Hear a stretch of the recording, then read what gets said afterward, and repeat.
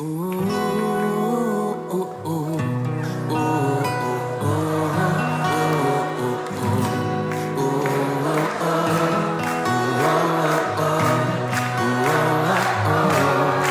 sur celui-là, on se lâche.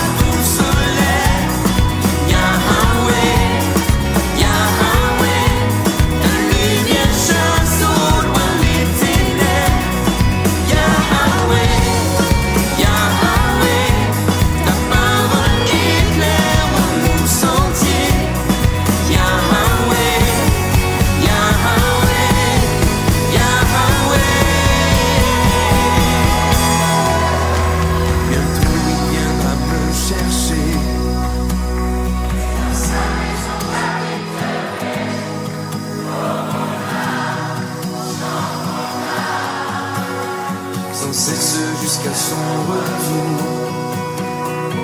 Une âme chante son amour tous les jours à vous.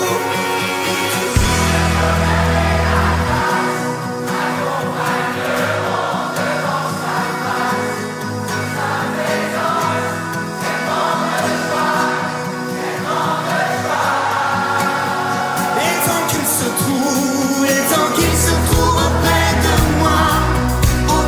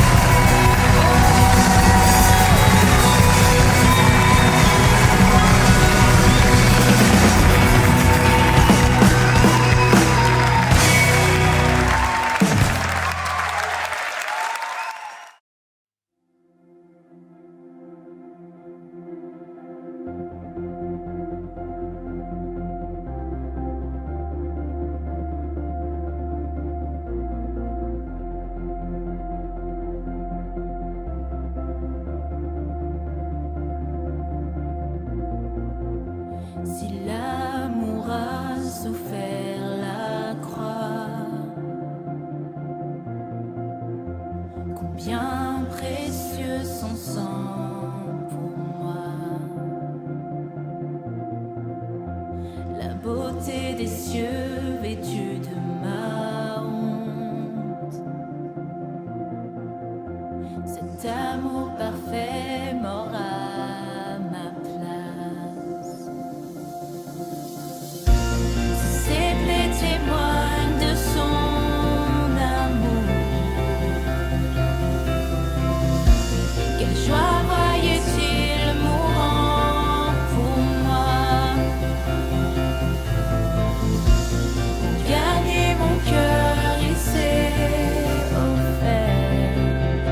Si merveilleux, si glorieux, mon sauveur règne victorieux,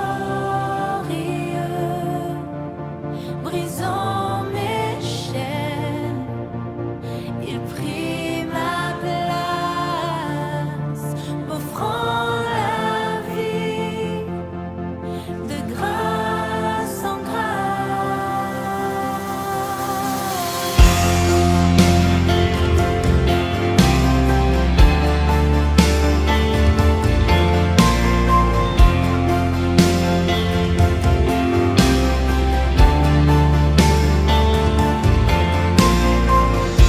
Si les cieux ont vaincu ce tombeau,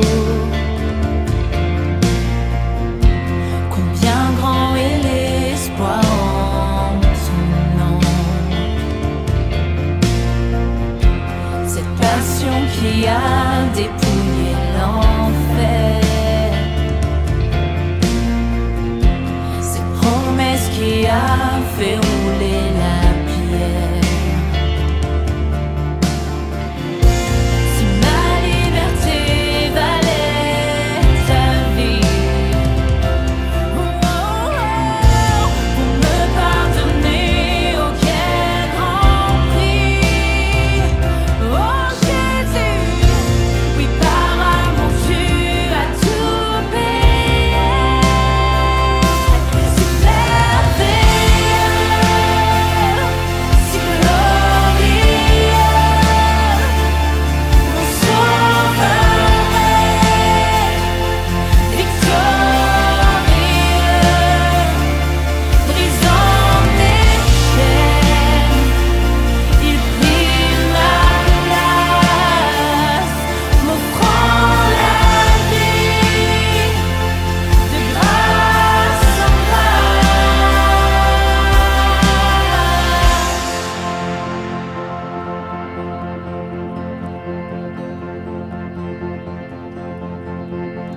C'est par la croix que je suis libre, et c'est par ta mort que j'ai la vie. Jésus, à jamais je veux chanter les merveilles de ta grâce. C'est par la croix que je suis libre, et c'est par ta mort que j'ai la vie. Jésus, à jamais je veux chanter les merveilles de ta grâce. Oui, c'est par la croix que je suis libre, et c'est par ta mort que j'ai la vie. Jésus, à jamais je veux chanter les merveilles de ta grâce. Oui, c'est par la croix que je suis libre, et c'est par ta mort que j'ai la vie. Jésus, à jamais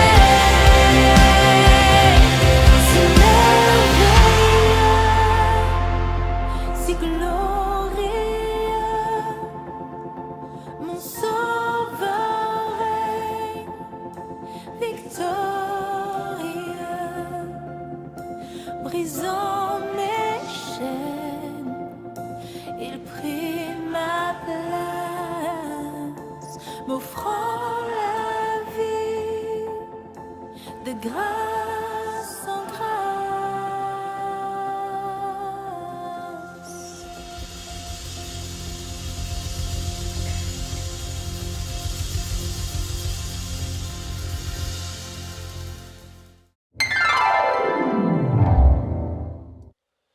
Voilà, bonsoir, très heureux de vous retrouver en espérant que vous allez bien et je voudrais passer donc un petit moment avec vous et simplement eh bien, écoutez, partager eh bien, ce que je pense être quelque chose qui peut nous aider tout à chacun.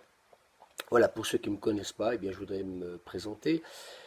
Donc je suis pasteur, le pasteur Louis Lombardo, je suis marié à Suzanne. Nous avons une charmante fille donc, qui s'appelle Jennifer, avec une petite fille qui s'appelle Joy, avec un gendre magnifique.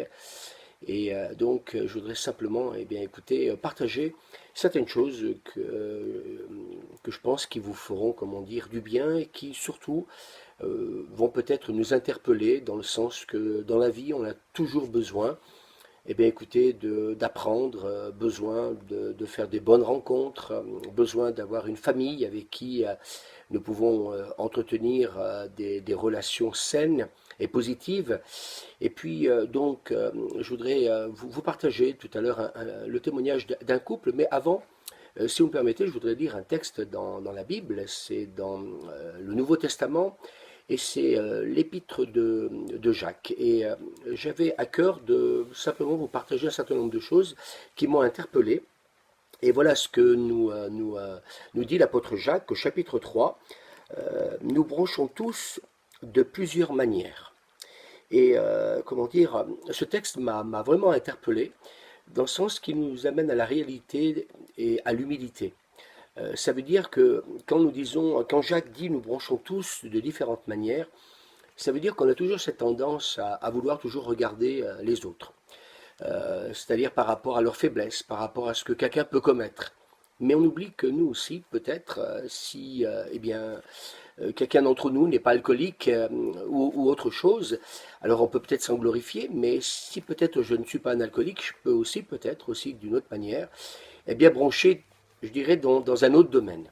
Et c'est là où je crois que la vie doit nous amener à être humble, et puis plutôt que de juger l'autre par rapport à ce qu'il est peut-être dans sa nature, eh bien ne pas oublier que nous aussi, nous avons nos qualités, mais nous avons aussi nos faiblesses. Et donc l'apôtre Jacques, dans ce texte-là, nous parle eh bien, que si quelqu'un ne bronche point en parole, c'est un homme parfait, capable de tenir tout son corps. Et donc, l'apôtre Jacques nous parle de la langue, de même la langue est un petit membre, et elle se vante de grandes choses. Et donc, voici comme un petit feu peut embraser une grande forêt, mais l'apôtre Jacques va dire avec humilité, mais la langue, aucun homme ne peut la dompter, c'est un mal qu'on ne peut réprimer. Et l'apôtre Jacques est fort dans ce qu'il va dire, elle est pleine d'un venin mortel. Et par elle, nous bénissons le Seigneur, donc notre Père, et par elle nous maudissons les hommes faits à l'image de Dieu. Et l'apôtre Jacques va dire, de la même bouche sortent la bénédiction et la malédiction.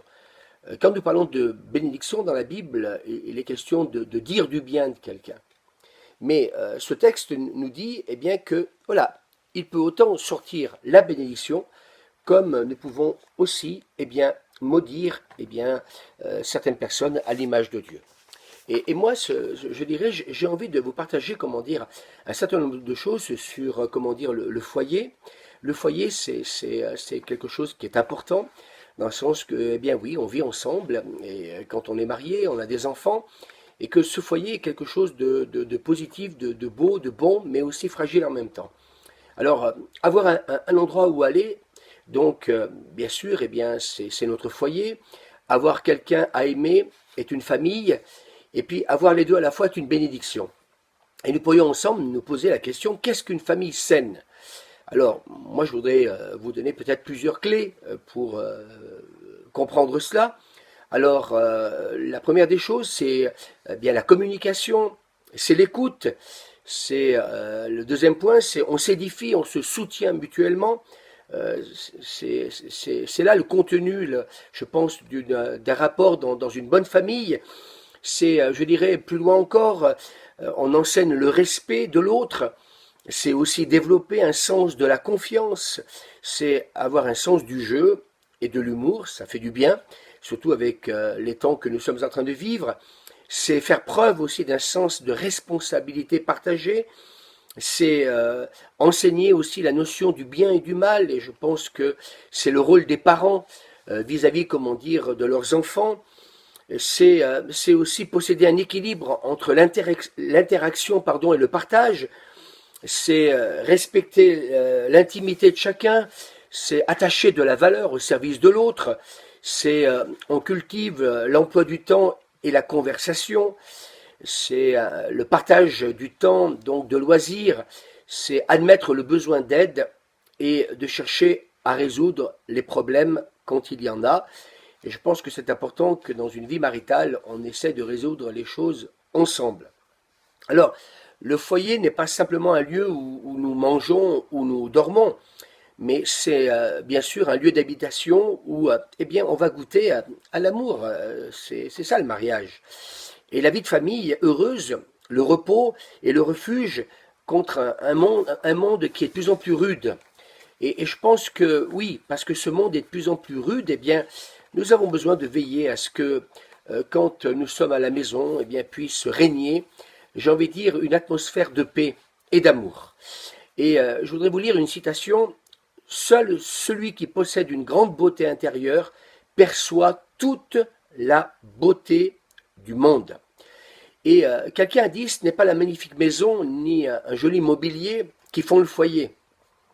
C'est le bonheur, l'affection et les soins pleins d'amour donnés par Dieu et puis aussi les uns vis-à-vis des autres. Ce qui fait le foyer où il fait bon vivre, ce ne sont pas, comme j'ai dit tout à l'heure, eh bien peut-être une belle bibliothèque, avoir de beaux tableaux, ni peut-être des objets de valeur, mais c'est la puissance de l'amour.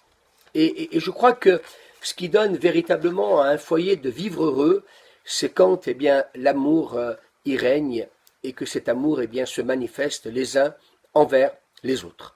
L'apôtre Paul dira dans une épître que j'aime beaucoup, c'est la première épître donc de Paul aux Corinthiens au chapitre 13 verset 2. Il dit « Je pourrais transmettre des messages reçus de Dieu, posséder toute la connaissance et comprendre tous les mystères.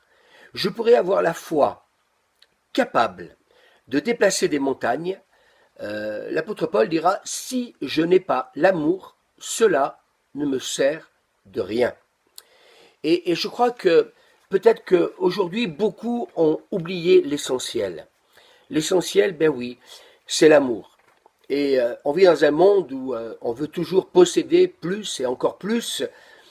Je pense que ce temps de confinement va amener peut-être tout à chacun à peut-être réfléchir, reconsidérer la vie, se rendre compte qu'il suffit d'un virus et puis on peut passer, comment dire, eh bien, à trépas. Et je crois qu'il nous faut avoir cette humilité de vraiment réaliser qu'on a besoin de la grâce de Dieu.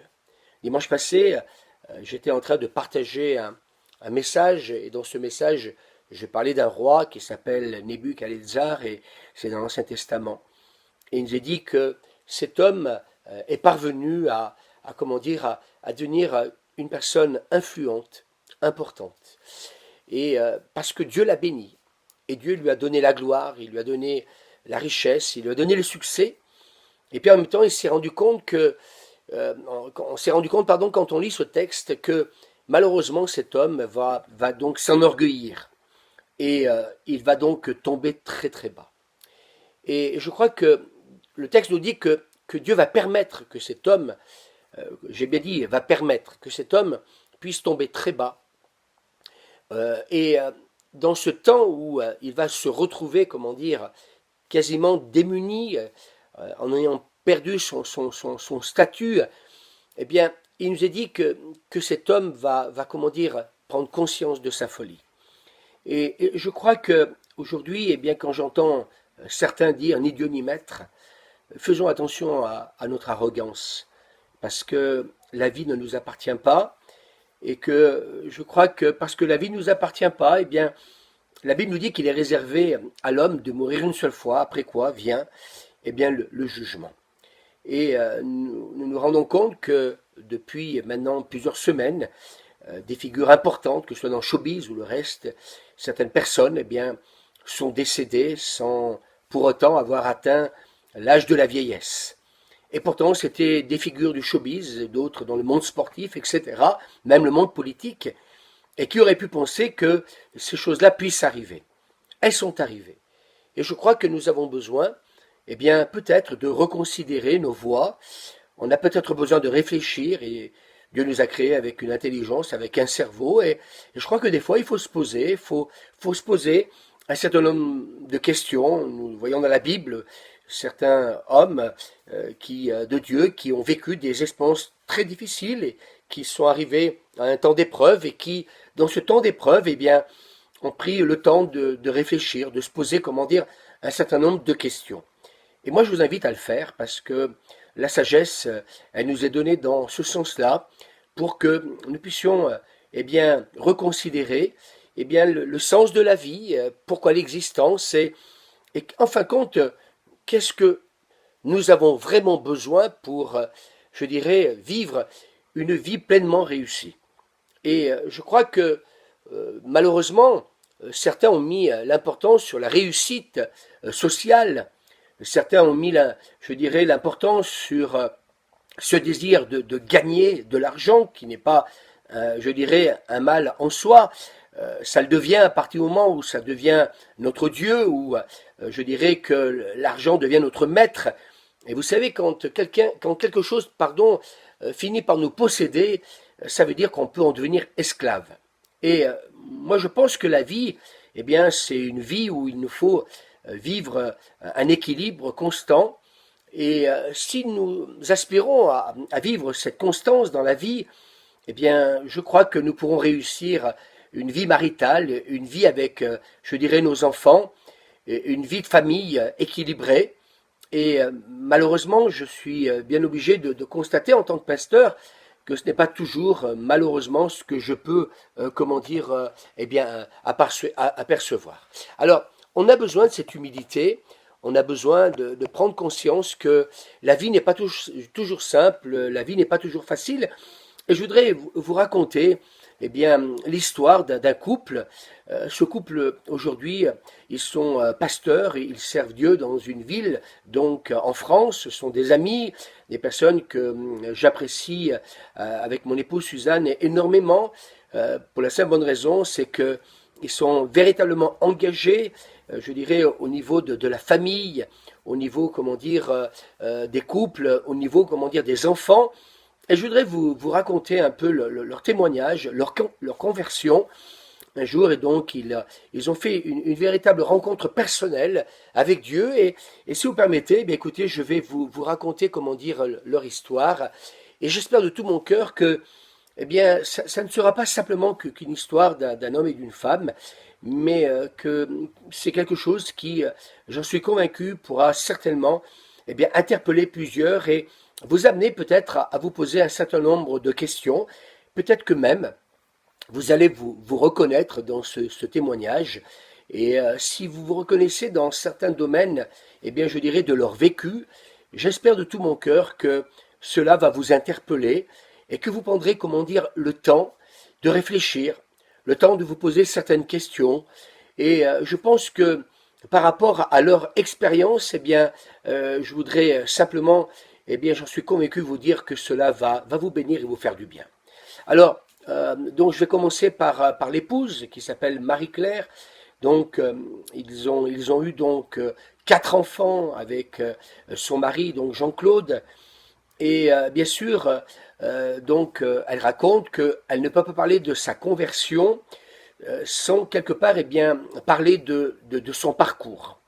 Alors, avec le recul, eh bien, elle va dire qu'elle avait réalisé que Dieu tenait sa vie dans sa main, et donc parce que Dieu tenait sa vie dans sa main, eh bien, il y a eu, des choses magnifiques qui se sont passées. Et je voudrais tout simplement vous raconter son expérience parce qu'elle me paraît vraiment fort intéressante et je suis convaincu qu'elle va comment dire, vous interpeller. Et j'espère de tout mon cœur que c'est là mon désir, c'est que vraiment son témoignage vous interpelle et que vous puissiez réaliser que Dieu est bon et qu'il nous aime et qu'il désire vraiment nous aider tous les uns les autres, comment dire, à avancer dans une vie, comment dire, positive. Alors, je vais continuer à raconter, comment dire, son histoire. Et puis, bien entendu, cette femme, Marie-Claire, a réalisé que, le Seigneur tenait sa vie entre ses mains depuis, comment dire, bien longtemps. Et pourtant, elle a connu, comment dire, des moments, comment dire, difficiles, bien entendu. Et elle a réalisé quelque part, que, elle l'avait choisi avec son mari pour plus tard, avant de faire cette rencontre personnelle avec Dieu, de pouvoir, comment dire, servir Dieu. Et pourtant, quelle route difficile va-t-elle dire pour arriver jusqu'à lui? Et donc, elle dira, mariée, comment dire, à Jean-Claude, ça n'a pas été, comment dire, toujours facile, parce que, quelque part, son parcours n'a pas été simple. Et donc, pour arriver à vraiment vivre cette rencontre avec Dieu, puis cette rencontre avec son mari, elle a réalisé qu'elle avait vraiment besoin de passer par, comment dire, une nouvelle naissance. Alors, elle dira, vous pensez que nous avons réussi, mais ça n'a pas toujours été aussi facile que ça au départ, donc dans son enfance. Et elle dira, qu'ils sont revenus, comment dire, de très loin, où tout était sombre, et que Dieu était absent dans sa vie. Alors, elle va dire qu'une vie de couple, ça se construit, et le couple qu'il forme aujourd'hui, elle pourra dire que cela est le fruit d'un miracle. Et il faut toujours garder une note d'espoir, dira-t-elle, car Dieu est vivant. Et l'espérance est là, et elle va nous donner, parce qu'il y a cette espérance, de croire que Dieu est capable de transformer, comment dire, notre vie. Alors elle dit, je suis née dans une famille catholique, j'étais une petite fille, donc elle raconte, sage et sans histoire, et donc elle avait donc 2 frères qui étaient plus jeunes qu'elle.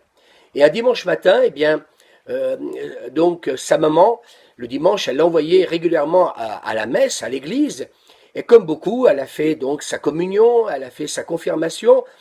Elle dit même qu'elle avait donc une vie équilibrée et heureuse au sein d'une famille qu'il aimait. Et quand elle a atteint l'âge de 15 ans, elle dira, écoutez, comme peut-être beaucoup de jeunes, d'adolescents, elle s'ennuyait à l'église et elle avait donc mieux à faire avec donc ses copains. Et à l'époque, on faisait des fêtes et donc on appelait ça, comment dire, des booms. Alors peut-être que certains qui ont un certain âge se reconnaîtront. Pour ma part, je me reconnais dans ce qu'elle est en train de dire. Oui, de mon temps, on appelait ça des booms, donc. Et je me souviens que, nous passions des soirées, même où avec, je parle de moi maintenant, avec d'autres jeunes, on faisait des soirées crêpes. C'était des soirées, comment dire, on va dire à l'époque, bon enfant, où on passait de très bons moments. Et elle va dire donc, bien entendu, que quand elle a commencé à connaître tout ça, elle n'allait donc plus à l'église. Et lors une fameuse soirée, donc, où elle s'éclatait, en fin de compte, elle a réalisé que elle avait donc un rendez-vous, mais un rendez-vous qu'elle avait peut-être, comment dire, pas imaginé. Et donc, alors qu'elle est en train de s'éclater, comme elle dit, au sous-sol, il y avait d'autres jeunes qui étaient là. Et en fin de compte, elle va faire la rencontre à celui qui va devenir son mari, qui s'appelle donc Jean-Claude. Et elle va dire que tout de suite, elle a réalisé qu'en fin de compte, il serait l'homme de sa vie, et qu'à partir de là, les choses, comment dire, allaient changer, comment dire, pour elle. Et ça, je trouve que c'est fantastique, parce que quelque part, elle a vraiment pris conscience que, le Seigneur voulait la toucher, et que quelque part, elle avait vraiment besoin de faire cette rencontre donc avec Dieu. Alors, elle va rencontrer donc Jean-Claude, et elle va tout de suite avoir cette profonde conviction, qu'il deviendrait donc son mari.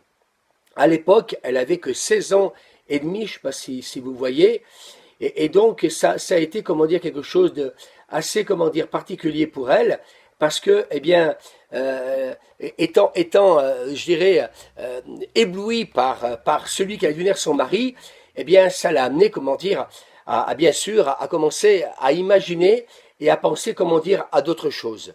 Alors, moi, j'aime leur témoignage, et puis, bien sûr, parce que très vite, pardon, eh bien, ils racontent qu'ils se sont aimés très fort, et puis Jean-Claude, plus tard, avait même devancé l'appel sous les drapeaux, et bien entendu, eh bien, il a commencé lui aussi, eh bien, à envisager, eh bien, d'être engagé.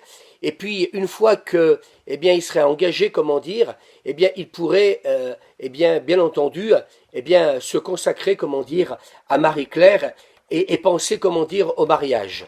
Alors voilà, ça a été une étape qui certainement a pas dû être facile pour eux parce que, eh bien, à l'époque, faire l'armée, c'était, comment dire, 1 an, et c'était donc quelque chose qui certainement n'a pas dû être facile. Mais bon, quand on aime, eh bien, on est capable, comment dire, d'attendre, et c'est la chose, comment dire, eh bien, qui s'est passée, comment dire, pour eux, cette attente, parce que quand on est amoureux, on est capable d'attendre celui donc que on aime.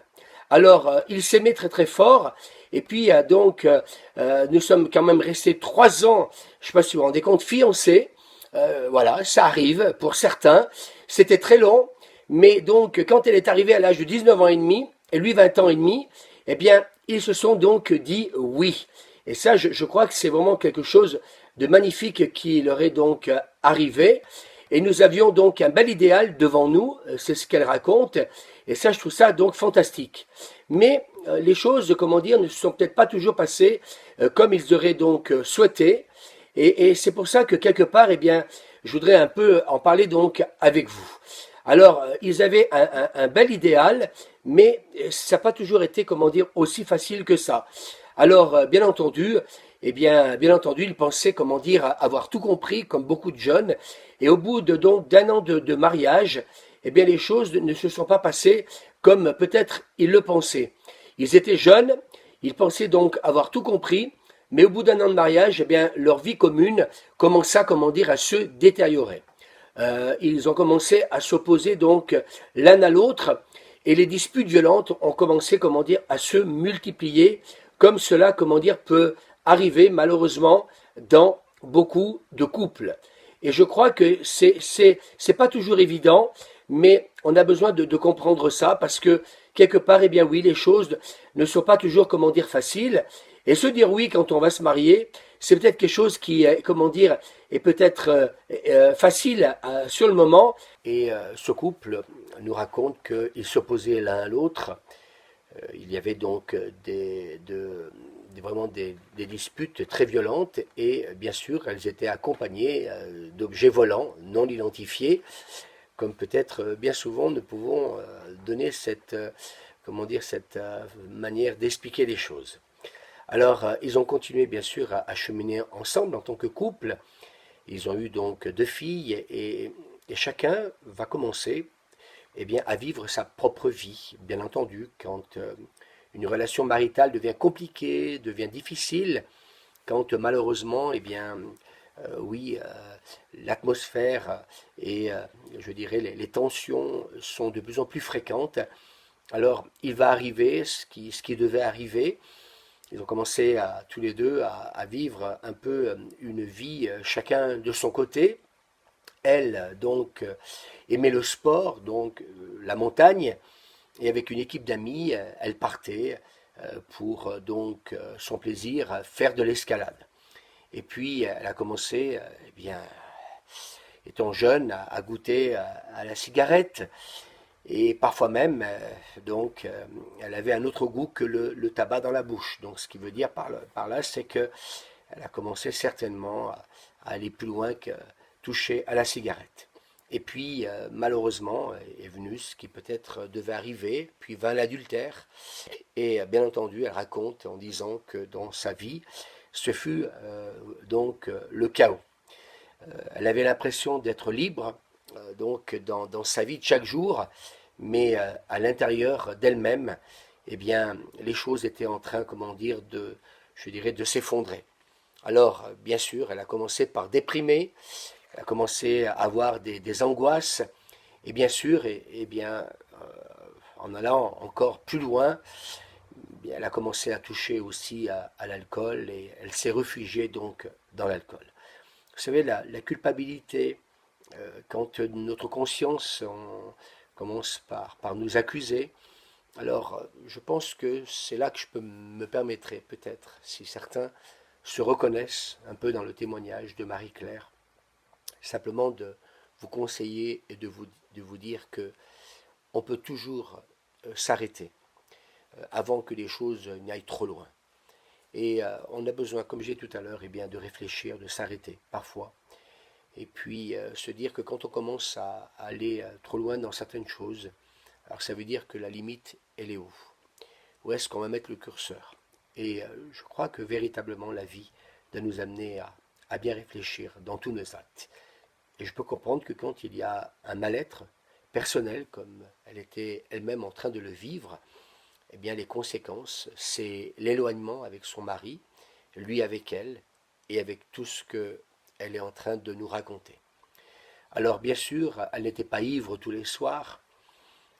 Quand les enfants allaient se coucher, eh bien c'est là qu'elle buvait une bonne dose de whisky, et tout ça, comme on dit, pour s'évader, comme peut-être certains le font donc pour la drogue, où on est tellement mal dans sa peau, on peut malheureusement connaître un temps de dépression, et ce mal-être est tel que l'alcool, la drogue, ça peut être le sexe, excusez-moi, mais ça peut être aussi peut-être un moment où on va oublier, je dirais, son mal-être intérieur. Et donc pour elle, eh bien toutes ces choses-là, eh bien c'était pour s'évader, comme elle le raconte, mais c'était, comment dire, une forme d'autodestruction. Et dans le sous-sol de sa maison, elle raconte, nous avions aménagé une sorte de boîte de nuit, et avec les amis et les copains, les copines, eh bien, nous passions les nuits à consommer de l'alcool. Et puis, bien entendu, avec tout ce que cela peut comporter, la musique, donc les coucheries, je vais le dire de cette manière-là, la drogue, tout y était, en fin de compte.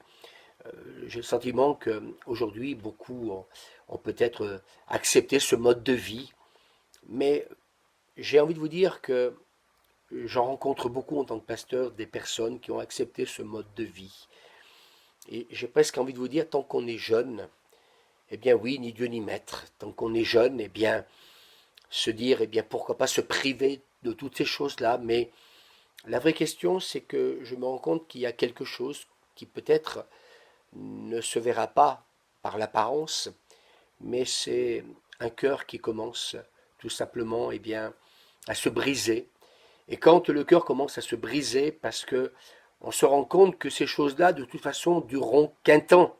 Le temps peut-être d'une jeunesse, mais avec toutes les conséquences qui peuvent aussi, comment dire, eh bien, à fur et à mesure que on s'enfonce dans ces choses, qui à un moment donné vont nous rappeler que la vie, c'est pas forcément peut-être que, eh bien, ces choses qu'elle partage, mais que la vie, c'est aussi peut-être penser à sa dignité, c'est aussi quelque part, eh bien, se poser un certain nombre de questions, et bien entendu, eh bien, elle s'en est posée certaines questions, et je voudrais continuer à vous raconter son histoire, mais elle dira que malgré qu'elle a sombré dans toutes ces choses, dans son cœur, elle sentait que Dieu la gardait, et qu'il avait un plan pour elle. Et j'aimerais vous dire que avant même notre, je dirais, le jour où nous avons été créés, la Bible nous dit que déjà, eh bien, Dieu avait prévu une destinée pour chacun d'entre nous. Et cette destinée, eh bien, soit eh bien, nous pouvons, comment dire, la vivre selon le plan de Dieu, soit nous pouvons, comment dire, nous en détourner. Et bien entendu, avec ce qu'elle nous raconte, elle s'était détournée de la destinée que Dieu avait donc pour elle. Alors, bien sûr, elle a décidé, bien entendu, un jour, eh bien, quelque part, eh bien, de servir Dieu, parce qu'un jour, elle a fait cette rencontre personnelle avec lui, et elle a décidé de lui donner toute sa vie. Et bien entendu, elle raconte en disant que tout ça aurait pu durer encore longtemps, si un jour, eh bien, son frère, eh bien, était venu la voir pour donc avoir avec elle des propos, semble-t-il, étonnants. Et il avait mal tourné, il était lui aussi, d'une certaine manière, eh bien, d'autres choses. Comme je disais tout à l'heure, nous bronchons tous de différentes manières. Eh bien, son frère était devenu délinquant. Et ce jour-là, eh bien, son frère va lui dire, Marie-Claire, j'ai rencontré Jésus. Et j'ai vécu une expérience personnelle avec lui. Et j'ai commencé à lire la Bible, et puis lire aussi, eh bien, le témoignage de certaines personnes qui ont vécu la même expérience que lui a faite avec Jésus. Et il dit, donc je t'en parle afin que toi-même tu puisses en bénéficier et vivre avec Jésus ce que moi-même j'ai vécu avec lui. Et elle va dire, je pensais qu'il se passait quelque chose, mais sans plus. Ça n'a pas pas davantage interpellé sur le moment donc Marie-Claire, mais voilà, elle a écouté son frère. Et avec son mari, eh bien entendu que malgré le témoignage du frère, malgré qu'elle a été interpellée, la vie a continué et ça allait de plus en plus mal avec donc son mari Jean-Claude. C'était même de pire en pire. Et elle dit, je dois avouer que je pouvais rester sans lui parler pendant des mois, comme si dans ma tête j'avais des tiroirs où j'entassais tout ce qu'il me faisait ou me disait. Et bien entendu, eh bien, c'était une course effrénée aux disputes. En plus, eh bien entendu, elle sentait que quelque part, eh bien, tout ce qui pouvait se passer entre elle et son mari, eh bien, comme on le fait tous les uns et les autres, on met ça, comment dire, dans un tiroir, et puis on verra bien donc demain comment les choses iront. Alors, bien entendu, sa vie maritale, dispute, angoisse, dépression, donc elle vivait toutes ces choses-là, et tout à coup, eh bien, un jour qui était plus noir que les autres, elle va se rappeler les paroles de son frère. Et je rentrais donc dans sa chambre, et donc dans ma chambre, pardon, elle dit, et je vais me mettre à prier. Si tu es Dieu, si tu existes, alors interviens s'il te plaît, fais-le s'il te plaît. Et alors qu'elle fait cette simple prière, et peut-être que, je disais tout à l'heure, certainement que quelqu'un peut se reconnaître au travers de Marie-Claire dans son histoire, dans ce qu'elle a vécu, ou peut-être que pour toi, eh bien, ou pour vous, pardon, eh bien, c'est autre chose. Mais si vous vous reconnaissez dans, je dirais, son histoire, eh bien, vous pouvez peut-être tout simplement, alors certains pourraient me dire, mais ça a été aussi simple que ça. Eh bien oui, je crois que des fois dans la vie, on complique les choses. On pense que plus les choses sont compliquées et meilleures elles seront. Ben non, j'aimerais vous dire qu'avec Dieu, les choses peuvent être des fois toutes simples. Alors, dans cette chambre, elle va faire simplement cette prière. Si tu peux intervenir, s'il te plaît. Oh Dieu, je t'ai peut-être connu quand j'étais donc petite, j'allais à la messe, etc. J'ai entendu parler de toi, mais j'avais jamais vraiment expérimenté cette rencontre personnelle avec toi. Et son histoire, eh bien, je la continue. Et alors qu'elle a prié, elle a commencé à goûter à la paix de Dieu. Et c'était comme un chaud manteau qui l'enveloppait tout entière. C'était fort, elle raconte, c'était intense. Dieu était là, et ça me donnait une telle assurance que je disais, tu es là, Jésus. Alors, elle a commencé à lire la Bible, et elle va commencer à dévorer donc ce livre, et puis ce livre aussi, un autre livre aussi donc de témoignages, où des hommes et des femmes, des jeunes, avaient fait une véritable expérience personnelle avec Dieu. Elle lisait donc de plus en plus, et j'avais un feu intérieur elle raconte donc, qui brûlait au fond de son cœur. Et c'est dans cette période que, donc, elle raconte, nous avions un problème avec un client qui nous devait donc une grosse somme d'argent. Et puis un jour, son mari va lui dire, je vais m'acheter donc un pistolet, et ce sera ou lui ou moi. Et Marie-Claire va lui répondre, avant d'aller acheter une arme, eh bien, tu ne veux pas venir avec moi ce soir parce que je vais aller dans une église. Et dans cette église, eh bien entendu, on parle de Dieu, on parle de Jésus. Et son mari, donc Jean-Claude, eh bien entendu, avec qui elle s'entretenait plus avec lui depuis longtemps, donc, ou alors que pendant des mois, il ne s'était donc plus parlé, eh bien, elle va entendre donc une voix douce, et il va dire, eh bien, à cette réunion, eh bien, oui, je veux y aller parce que on va parler de Jésus. Alors, j'avais essayé par beaucoup de moyens, donc, d'être heureux. Mon couple allait mal, mon travail également, tout allait donc de travers. Alors, n'ayant plus rien à perdre, je décidai de me rendre. Donc, Marie-Claire va dire à cette réunion sans savoir ce qui m'attendait. Mes beaux-parents étaient absents et mon beau-frère avait demandé donc au pasteur de faire la réunion dans leur garage à ce moment-là. Et quand je rentrais dans ce lieu, que vis-je? Donc tous les garçons qui faisaient des mauvais coups avec moi quand donc je les fréquentais, et je leur ai dit, parce que j'en ai reconnu plusieurs, mais que faites-vous là? Et ils me répondirent, on a rencontré Jésus. Puis un homme va venir auprès d'elle, et chemise ouverte, foulard autour du cou, et me demanda si celui-ci était bien mis, donc ce foulard. Instinctivement, donc je pensais, mais ce garçon a l'air efféminé. Et puis donc elle va dire, il a pris la guitare et se mit à chanter. Et alors que dans sa manière de se comporter, dans sa manière de s'habiller, cela lui a fait supposer eh bien, qu'il avait par son comportement eh bien, certaines attitudes. Mais quand elle a comment dire, vu ce garçon prendre une guitare, il a commencé à chanter « Jésus est vivant », Jésus donc est vivant. Et puis ses amis qu'elle avait rencontrés eh bien, commençaient par chanter donc avec lui.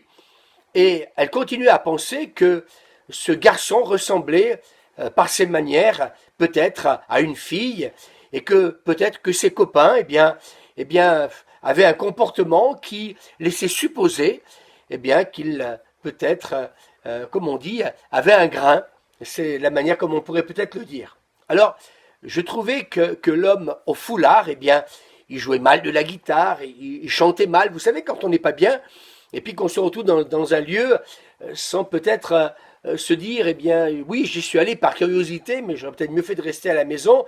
Alors oui, on devient critique, et c'est ce qu'elle va commencer, comment dire, à faire. Alors, elle trouvait qu'il jouait mal, et puis donc cet homme l'a invité à s'asseoir, et il a commencé à parler de Jésus, donc parlant d'un bateau en pleine eau, et bien cet homme avait l'accent suisse, et je me demandais ce que donc c'était, eh bien, ce bateau plein d'eau. Et je déduisais que c'était une nouvelle marque de bateau, et je pensais que Jésus faisait du bateau. Donc vous voyez, elle comprenait à rien ce qu'il était en train de, comment dire, de raconter. Et il commence à dire qu'il était sportif, et vous avez remarqué que Dieu nous prend toujours là où nous en sommes. Et que Jésus, bien sûr, est le plus grand des psychologues. Et puis, donc, ce prédicateur qui avait peut-être une allure qui était peut-être pas celle qu'elle aurait peut-être souhaité, va faire un appel et va demander à toutes celles et ceux qui veulent recevoir Jésus dans leur vie, eh bien, de s'avancer. À droite, à gauche, chacun m'incitait donc à répondre à cet appel. Allez, vas-y, avance-toi. Et bien sûr, elle était là, et elle était à l'écoute de ce que ses amis pouvaient lui dire. Elle était dans le monde des affaires, elle était chef d'entreprise. Et comme j'avais fait 30 km pour venir, je devais en faire autant pour le retour. Et bien entendu, sur le moment, eh bien, sous l'impulsion de mes amis, elle s'est avancée. Et le pasteur, le prédicateur, lui a demandé si elle voulait accepter donc Jésus-Christ comme son sauveur. Et sans attendre la réponse, il va mettre donc ses mains sur elle, et puis il va commencer, alors qu'il pose ses mains sur elle, donc elle va commencer à dire aïe aïe, il me touchait et je n'aimais pas cela, et il va me demander de répéter avec moi eh bien quelques prières, de fermer donc les yeux, et je pensais donc eh bien que cet homme, ce prédicateur, était en train de la commander, et ça commençait à la déranger de plus en plus. Et Seigneur Jésus, donc elle devait répéter cette prière, je te donne ma vie, je te demande pardon pour mes péchés. et puis simplement terminer en disant Amen. Je répétais cette phrase sans trop comprendre ce que je disais. Et je retournais à ma place, et donc, eh bien entendu, eh bien, elle s'est rendue compte, elle, eh bien, que d'une certaine manière, c'est comme si, eh bien, ces gens, comment dire, étaient fous. Mais, ce qui est, comment dire, incroyable, c'est que son mari était là, lui aussi. Et bien entendu, ils se sont rendus compte, et autant l'un que l'autre, et lui aussi, que d'une certaine manière, eh bien, ils étaient tous fous. Et au bout de 2 ou 3 kilomètres, eh bien, donc, elle va réaliser, alors qu'ils sont en train de rouler, elle va mettre sa main sur le genou de son mari et va lui dire, eh bien, je t'aime. Et vous vous rendez compte qu'avant, c'était la guerre déclarée. Et alors qu'elle met sa main sur son genou, donc, à un moment donné, rapidement, j'enlevais ma main en pensant que cela, comment dire, était farfelu. Et le dimanche suivant, comment dire, les copains, ils vont le convaincre d'aller assister à une autre réunion, mais cette fois-ci, cela se passait en Suisse. Et donc, il arrive dans une salle de 300 personnes, les gens avaient les mains levées, ils chantaient, ils sautaient. Et puis, bien sûr, il va dire, je parle donc de Jean-Claude, du mari, qui ne comprenait pas ce qu'il chantait. Et un homme s'est avancé et va me dire, bonjour, frère. Voilà. Donc, et même voulant même lui faire la bise pour le saluer. Ah non, pas ça. Alors lui, il va donc répondre. Et il allait donc, il est parti s'asseoir. Et il y avait les chants, puis la collecte, et puis à ce moment-là, il regarde ses chaussures, enfin, va commencer, comment dire, la prédication. Et le pasteur parlait d'un homme qui lançait des flèches.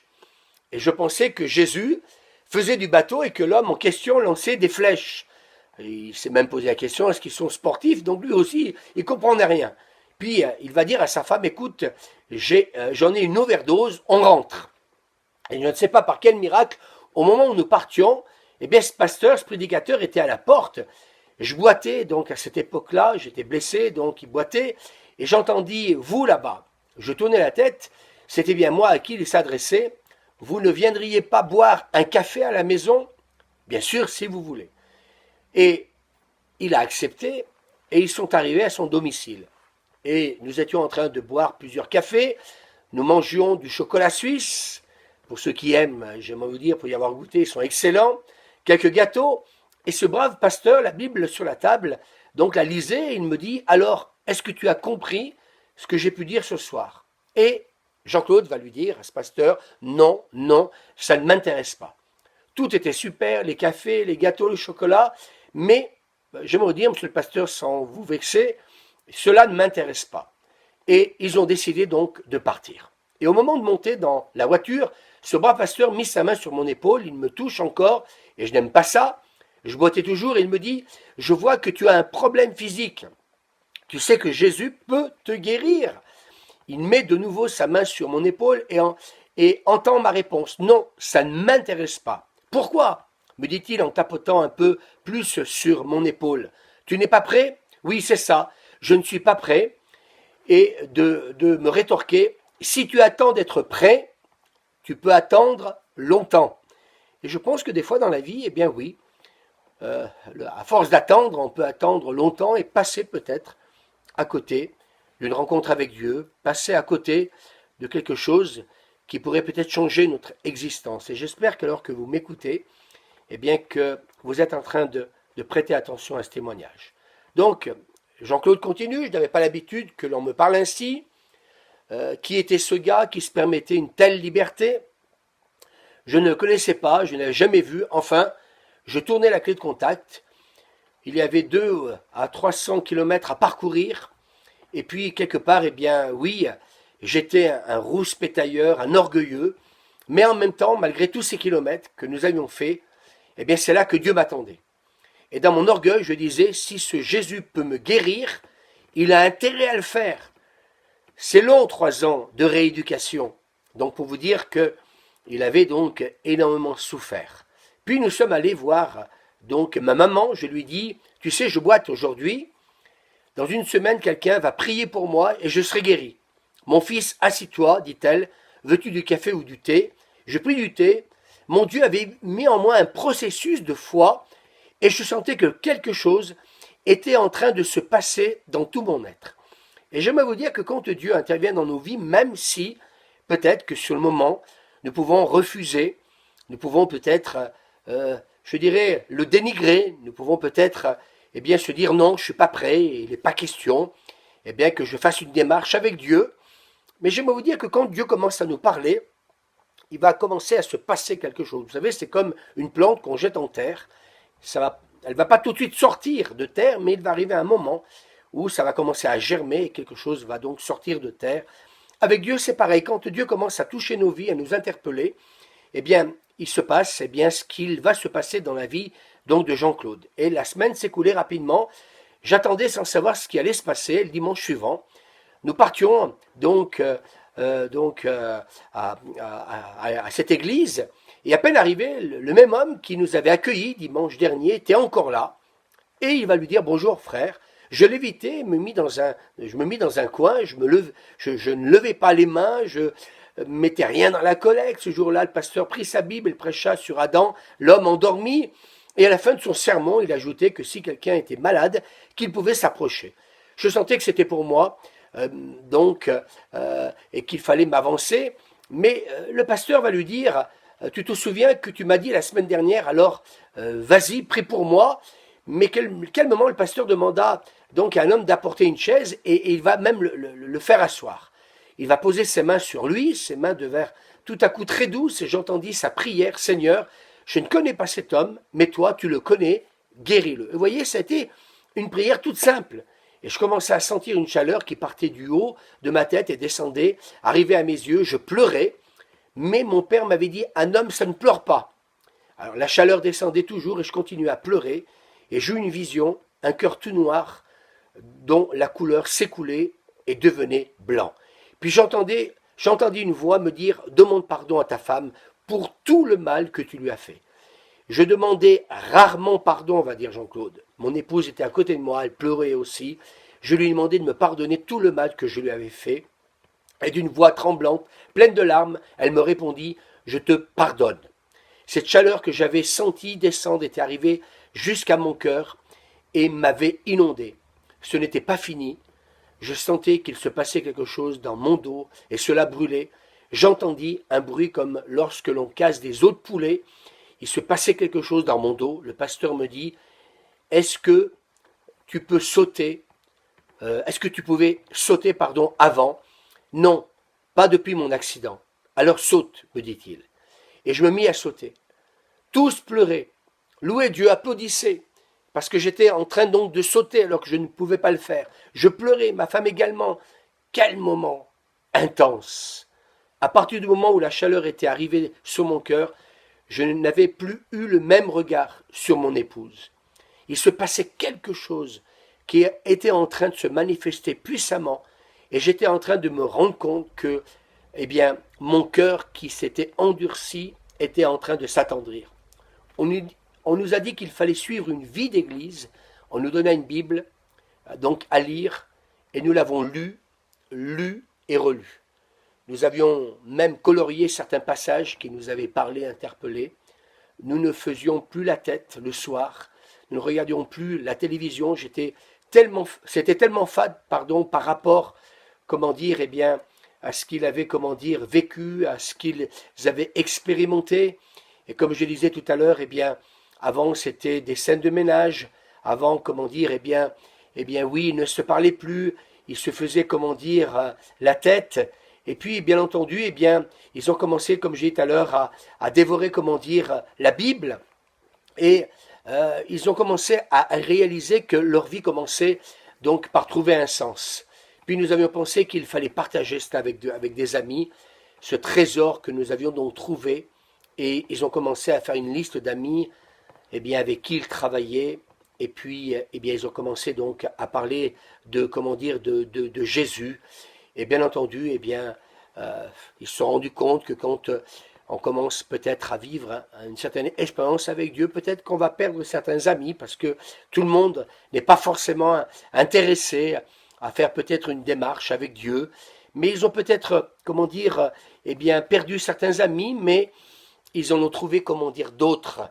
Et bien entendu, ils ont commencé à vivre, eh bien, un vrai miracle, parce que leur couple n'a plus jamais été, comment dire, le même. Et puis ils ont commencé à partager l'évangile. Ils ont commencé même à aller dans plusieurs nations pour partager leur expérience de ce qu'ils avaient vécu avec Jésus. Leur famille était très engagée, comment dire, dans le sud-ouest de la France. Et puis le Seigneur a commencé à les utiliser donc énormément pour donc annoncer l'évangile. Et puis bien entendu, eh bien ils ont commencé à partager leur foi. Et puis ils se sont donc engagés dans le ministère. Ils ont vraiment vécu un véritable appel de Dieu. Et bien entendu, leur vie a complètement changé du tout au tout. Et la puissance de Dieu a commencé à se manifester à travers leur vie, lui-même ayant vécu, comment dire, ce miracle par rapport, comment dire, eh bien, au fait qu'ils boitaient. Alors, ils ont commencé eux aussi à prier pour les malades. Et puis, bien entendu, ils ont commencé à expérimenter la puissance, comment dire, de Dieu. Alors, bien sûr, leur vie n'a plus été la même. Et puis, bien entendu, Dieu peut se révéler dans la vie de chacun. Et j'aimerais vraiment que vous puissiez réaliser, vous qui m'écoutez, eh bien, ce soir, au travers de ce témoignage, eh bien, que de donner sa vie, eh bien, à Jésus-Christ et l'accepter comme sauveur personnel, eh bien, si vous êtes vous-même, eh bien, peut-être concerné par rapport à ce témoignage, à ce que vous avez entendu, j'aimerais vous dire que Dieu est capable, lui seul, d'intervenir et de changer, eh bien, la vie d'un couple. Il peut nous délivrer de ce qui peut-être a pu triompher dans nos vies. Et peut-être en terminant, simplement vous donner ce verset que j'aime beaucoup, que Dieu est le même hier, aujourd'hui et éternellement. Et ce que je crois, ce que Dieu a fait dans la vie de ce couple, il peut le faire aussi pour vous. Peut-être que tu es célibataire et peut-être que toi-même tu es dans ces choses que nous avons citées, dans ce que pratiquait donc Marie-Claire et ce que pouvait pratiquer donc Jean-Claude. Peut-être que dans ton cœur, tu te dis que tu as besoin d'aide. Alors, avec ce que nous avons entendu par rapport au gouvernement, qui semblerait que eh bien, le confinement risque de s'arrêter dans quelque temps, alors peut-être que quand le moment sera venu, comme l'a fait Marie-Claire, comme l'a fait Jean-Claude, vous serez les bienvenus, si vous le souhaitez, venir nous retrouver eh bien, dans notre église. Le dimanche matin, nous nous retrouvons à 9h30 au 46 rue du Faubourg Saint-Maurent, donc l'église, la Cité de Lumière, et vous serez donc les bienvenus. Et même si peut-être, eh bien, cela peut-être paraît fou de croire que Dieu peut intervenir, eh bien écoutez, il l'a fait pour ce couple, il l'a fait pour tellement de milliers et millions de personnes. Eh bien tout simplement, eh bien, si vous avez besoin d'être restauré dans votre foi, si vous avez besoin tout simplement eh bien, de croire que tout est possible à celui qui croit, alors écoutez, quand le moment reviendra, eh bien, vous serez les bienvenus dans notre église, on pourra prier pour vous, on pourra vous écouter, ou si vous souhaitez le faire autrement, eh bien, en tant que pasteur, je peux aussi eh bien, vous recevoir sur rendez-vous. Je vais vous laisser un numéro de téléphone, quand cela bien sûr deviendra possible, au 09 53 61 77 96. Et j'ai envie de vous dire, eh bien, écoutez, que Dieu vous bénisse. Et puis, de la même manière qu'ils ont douté, de la même manière qu'ils ont cru que cette démarche était trop simple, je dirais, pour la vivre, pour l'expérimenter, pour y croire, eh bien, écoutez, je vais vous dire que Dieu a été capable de toucher leur cœur. Et parce que Dieu a touché leur cœur, et comme il l'a fait pour des millions de personnes sur cette terre, eh bien, si vous sentez qu'il y a comme un appel qui résonne dans votre cœur, alors sentez-vous libre d'en faire la démarche. Et quand notre Église réouvrira donc ses portes, je voudrais donc insister au 46 rue du Faubourg Saint-Maurent. Eh bien écoutez, vous serez donc les bienvenus. Que Dieu vous bénisse. N'hésitez pas donc à téléphoner au 09 53 61 77 96. Et puis donc sur rendez-vous, ou peut-être en venant un dimanche matin, osez peut-être pousser la porte de notre église. Vous serez les bienvenus. Et je suis convaincu que cette rencontre que vous ferez avec Dieu, si vous venez dans ce désir, eh bien, d'expérimenter cette rencontre avec Dieu, parce que tout simplement, vous n'en pouvez plus, parce que tout simplement, vous avez tout essayé pour vous en sortir. Alors il y a une issue à votre problème. Il faut être courageux. Il faut peut-être tout simplement mettre son orgueil, excusez-moi de le dire ainsi, mais mettre son orgueil de côté et se dire, et si c'était vrai? Alors écoutez, je vous interpelle par ce message ce soir. J'espère que cela vous a parlé au plus profond de votre cœur. Et puis, eh bien, faites cette démarche. Et je suis convaincu que vous allez, au travers de cette rencontre, eh bien, laisser Dieu intervenir et changer votre existence, votre couple, votre foyer, peut-être même toucher vos enfants, et que cela va complètement changer votre existence. Que Dieu vous bénisse et je vous dis à très bientôt.